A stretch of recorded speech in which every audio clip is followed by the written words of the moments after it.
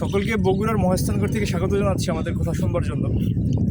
আমাদের অর্থাৎ আমি এবং মিনহাজ আমাদের যে 64 জেলা সফর, এই 64 জেলা সফরের সাথে যারা সংশ্লিষ্ট আছেন তারা হয়তো সকলেই জানেন যে আমাদের এই যে 64-র যে সফরটা এবং সর্বোচ্চ 3 যে পর্বত সামিটের যে অভিযান, এইটা বেসিক্যালি শুরু হয়েছিল সাইকেলিং এবং 64 জেলা সাইকেলিং এবং দেশের সর্বোচ্চ 3 পাহাড় সামিট করার মাধ্যমে।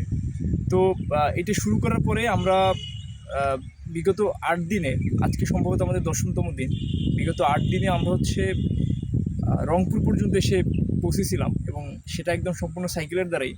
এরপরে আমরা দুজনে বসলাম যে আসলে এক্স্যাক্টলি কী করা যায়, কারণ কি আমাদের তো 64 জেলা, এটা যদি পুরোটা কাভার করতে হয় আমাদের সাইকেলের মাধ্যমে প্রত্যেক দিন ওই ফিজিক্যাল কন্ডিশন বা বর্তমানের যে আবহাওয়া, এইটা মিলে আমরা একটা জেলার বেশি আসলে কাভার করতে পারতেছিলাম না। তো এইটার পরিপ্রেক্ষিতে দেখি যে আমরা 8 দিনে সর্বমোট 8টা করতে পারছি। এখন হিসাব করে আমরা আসলে দেখলাম যে আমরা যদি এভাবে করতে থাকি প্রায় 64 দিন আসলে লেগে যাবে। তো এতটা সময় আসলে ম্যানেজ করাটা এখন এই অবস্থায় একটা কষ্টকর বিষয়। এক্স্যাক্টলি যদি মোটা দাগে বলতে হয় যে কোন কারণে আসলে আমাদের সাইকেলিং থেকে আমাদের রেগুলার যে ভ্রমণ এইটাতে সুইচ করতে হইলো, প্রধান কারণ হচ্ছে যে সাইকেলিংয়ের যে সেক্টরটা, এইখানে মোটামুটি আমি একটা ইউজ টু হইলেও আমার যে কো অ্যাডভেঞ্চারার মিনহাজ, ও আসলে একটু আমার থেকে কম ইউজ টু এখানে। তো হয়েছে কি যে আমাদের যে একটা ইমব্যালেন্স তৈরি হইতেছে। আসলে কীরকম দেখা গেছে, আমি একটু আগে চলে যাচ্ছি, বেশ ভালোই যাচ্ছি, ও আমার কাছ থেকে পৌঁছতে আবার মোটামুটি ভালো একটা সময় যাচ্ছে। এইভাবে করে ইমব্যালেন্স করার ফলে আমাদের আসলে একটা গ্যাপ তৈরি হইতেছিল ওই সময়টায়। তো এইভাবে করে আগানোটা আসলে মুশকিল হতো। দ্বিতীয়ত যে কারণটা সেটা হলো যে আপনারা সকলেই জানেন যে রিসেন্টলি, বিশেষ করে আমরা এখন উত্তরবঙ্গে, এই অঞ্চলে শীতের প্রকোপটা প্রচণ্ড। একে তো আমাদের মধ্যে একটা দূরত্ব বা ইমব্যালেন্স, এখন এই অবস্থায় যে আমাদের এইটা পজ করে আবার ওকে প্রিপেয়ার করার জন্য সাইকেলিংয়ের জন্য আবার আমরা পরবর্তী শুরু করবো, সেই সময়টা এক্স্যাক্টলি হাতে নাই। তো পরবর্তীতে আবহাওয়ার যে সমস্যাটা ফেস করতেছিলাম আমরা, যে প্রচণ্ড কুয়াশা, এর ফলে হয়েছে কি আমরা যে সকালে শুরু করব, আমরা দিনের পুরো অংশটা আসলে পাচ্ছিলাম না। দেখা গেছে যে আমাদের শুরু করতে করতে বা ঠান্ডার 10টা 11টা বা কখনো 12টার দিকেও শুরু করতে হয়েছে ওই 8 দিনের সাইকেলিংয়ে।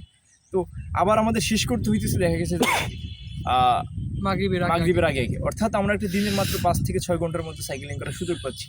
তো এই স্বল্প সময়ের মধ্যে প্লাস ওর আর আমার একটা ইমব্যালেন্স এইটার মধ্যে, এবং সবথেকে একটা বিষয় যে আমরা যদি এটাকে টেনে ছোটো না করে আমরা যদি ওই রেগুলার ওয়েতে চলতে থাকতাম, আমরা যে 64 দিন শেষ করবো, ওকে ফাইন, কিন্তু এর মধ্যে আমাদের দেখেন যে আমাদের সামনে দুটা বড় একটা ন্যাশনাল ইভেন্ট আছে, আমাদের জাতীয় নির্বাচন, এবং পরবর্তীতে রমজান।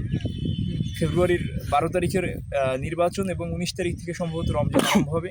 এইগুলা ম্যানেজ করে আমাদের আসলে ওই রেগুলার ওয়েতে আসলে আগানো পসিবল হচ্ছিল না। এই কারণে আমাদের এই যে সাইকেল লেন থেকে সুইচ করে আমাদের রেগুলার বাস, ট্রাক, তারপর ট্রেন, এইগুলো ব্যবহার করতে হচ্ছে। আমরা ইনশাল্লাহ, কারণ কি যখন বের হয়েছি অন্তত 64 জেলাটা শেষ করবো এবং যতটুকু আমাদের সাধ্যে কুলায় সেভাবেই শেষ করে আসবো ইনশাল্লাহ। দোয়া রাখবেন। আর এই সফরটা শেষ করার পর একটা বিশাল আফসোস নিয়ে ফিরতে হবে, যে বিশেষ কীরকম যে আমরা আসলে বাংলাদেশ এইভাবে সম্ভব না, তার 1-1.5 মাস 2 মাসে সম্ভব না আসলে কোর যে জিনিসগুলো আর কি দেখার জন্য আমরা আসলে মিস করব। তো ওভারঅল আমাদের জার্নিটা চলবে এখন এই রেগুলার ওয়েতেই চলবে, বাকিটা পথে বসে কথা হবে ইনশাল্লাহ। আল্লাহ হাফেজ।